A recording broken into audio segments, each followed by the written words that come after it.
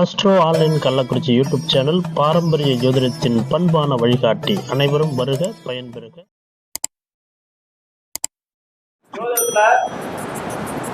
ஜோதிட இளவரசி நம்முடைய ஸ்ரீராமுடைய முதல்வி விதி மதி கதி மூலையும் சேர்த்து சொல்லப்படுறாங்க. நம்முடைய 9வது ஹைலைட்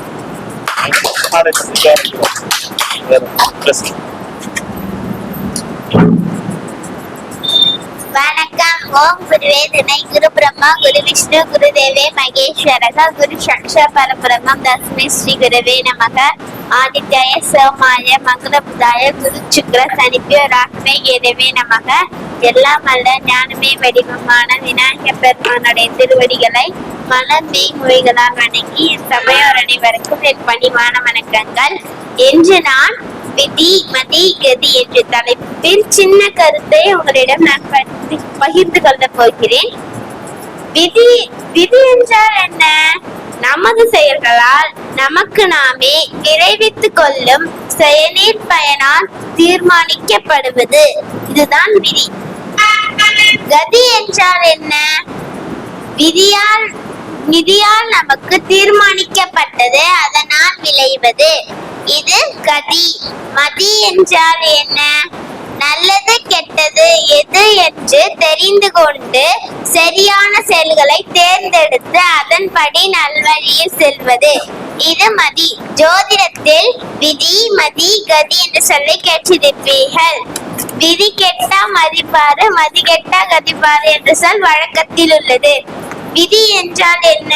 ஜென்ம லக்னமாகும். லக்னமும் லக்னாதிபதியும் ஜாதகத்தில் சிறப்பாக அமைந்து விட்டால் ஜாதகர் அனைத்து காரியங்களும் தடையின்றி அவருக்கு கிடைக்கும். மதி என்றால் என்ன? மதி என்பது சந்திரனை குறிக்கும்.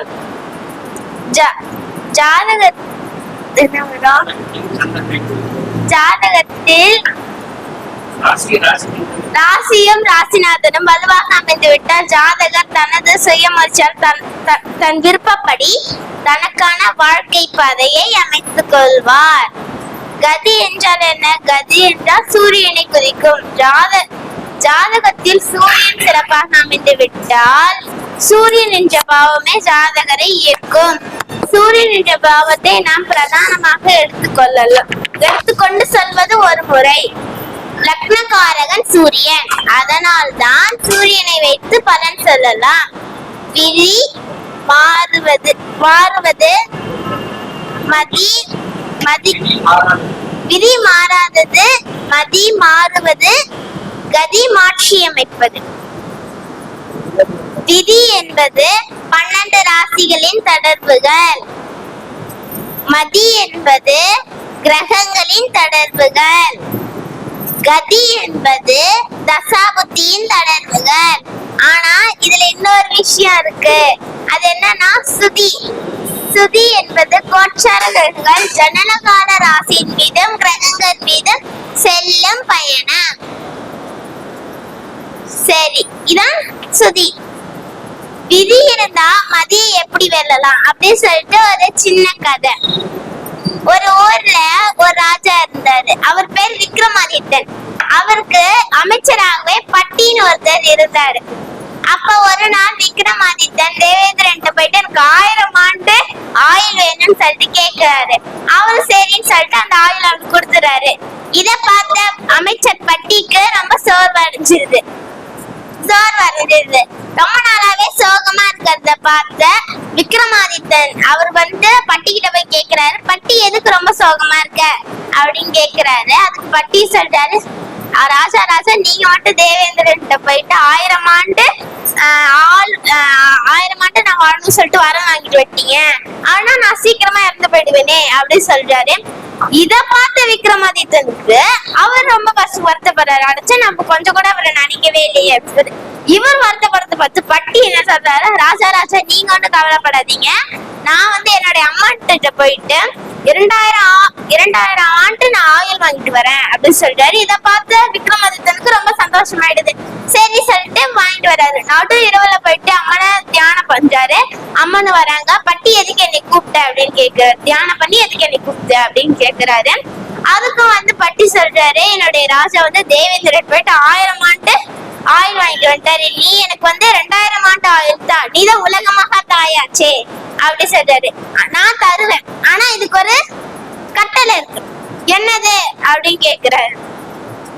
32 லட்சணங்களுடைய ஒரு ராஜாவோட தலையை வெட்டி என் பாதத்துல கீழே வை, நான் வந்து உனக்கு அந்த வாரம் உனக்கு பழிச்சு அப்படின்னு சொல்றாரு. சரி, அந்த நடு இரவுலயே போயிட்டு விக்ரமாதித்தனை எழுப்பி ராஜா அவங்க தலை என்ன சொல்றாரு. அவர் யோசிக்காது, சரி தலையை எடுத்துக்கோ அப்படின்னு சொல்லி அவரும் அந்த வெட்டி கொண்டு வந்து அம்மன் பாதத்துல வச்சுட்டு அம்மன் ரொம்ப மகிழ்ச்சி ஆயிடுறாங்க. அப்புறம் வந்து மகிழ்ச்சி ஆனவனே அந்த இது பழிச்சிரும் உனக்கு அப்படின்னு சொல்றாங்க. அப்ப வந்து பட்டி வந்து அம்மனை பார்த்து கேலியா சிரிக்கிறாரு. அம்மன் கடுப்பாயிட்டு, பட்டி எதுக்கு என்னை பார்த்து சிரிக்கிற அப்படின்னு கேக்குறாரு. அது இல்ல ஒண்ணும் அம்மா, என்னுடைய ராஜா தேவேந்திரன்ட்ட வந்து 1000 ஆண்டு ஆயுள் கேட்டு வந்தாரு. இப்ப அவரே இறந்துட்டாரு. நீ கொடுத்த 2000 ஆண்டு எனக்கு எப்படி பழிக்கும், நான் எப்படி நம்புறது அப்படின்னு கேக்குறாரு. இத பார்த்து அம்மனுக்கு ரொம்ப அதிர்ச்சி ஆயிடுது.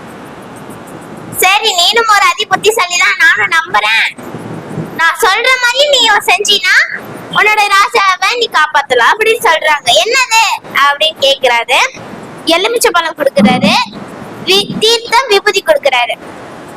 ஒன்னு அந்த ராஜாவோட உடம்புல இந்த தலையை கொண்டு போய் வை, விபூதிய பூசு, தீர்த்தத்தை தெளி, அவரு உயிர் பழிச்சுப்பாரு அப்படின்னு சொல்றாரு. இவரு போய் அதே மாதிரி பண்ணாரு. அந்த மாதிரி உயிர் பழிச்சுக்கிட்டாரு. 2 பேரும் சந்தோஷமா வாழ்றாங்க. இதோட கருத்து என்னன்னு கேட்டீங்கன்னா, மதி இருந்தா விதியையும் வெல்லலாம் என்று கூறி எனக்கு பேச வாய்ப்பு எடுத்து நன்றி தெரிவித்துக்